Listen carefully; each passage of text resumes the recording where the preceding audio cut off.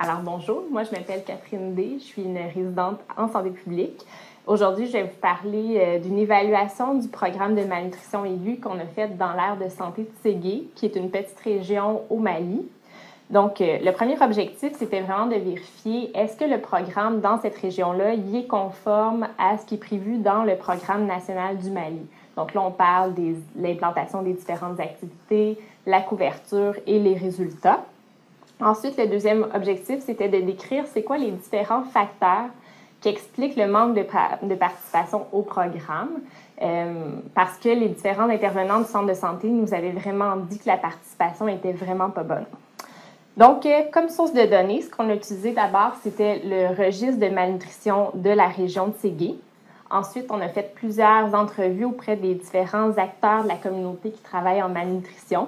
Donc là, on parle des intervenants du centre de santé, des gens d'une ONG locale, des représentants des villageois et aussi des parents d'enfants malnutris.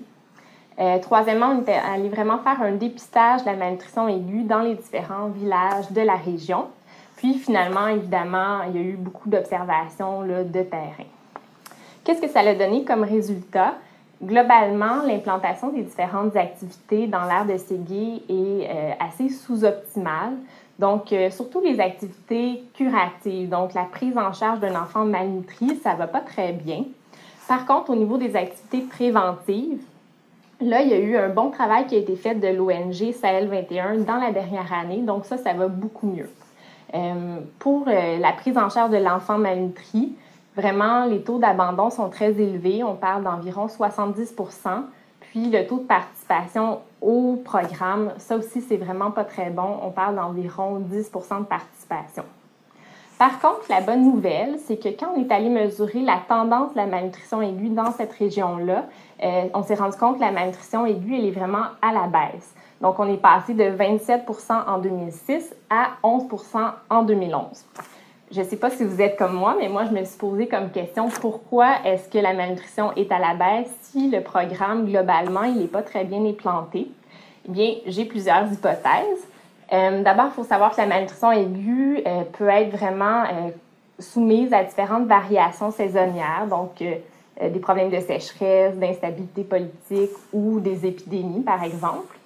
Ensuite, un autre facteur, c'est qu'il y a eu plusieurs interventions dans cette région-là qui ont été faites en nutrition, en santé, puis aussi en agriculture. Donc ça, c'est des facteurs qui peuvent venir influencer la malnutrition aiguë. Et troisièmement, comme je vous l'ai dit, il y a eu vraiment une amélioration des activités préventives du programme dans la dernière année. Donc ça peut venir expliquer le fait que la malnutrition est à la baisse dans la région.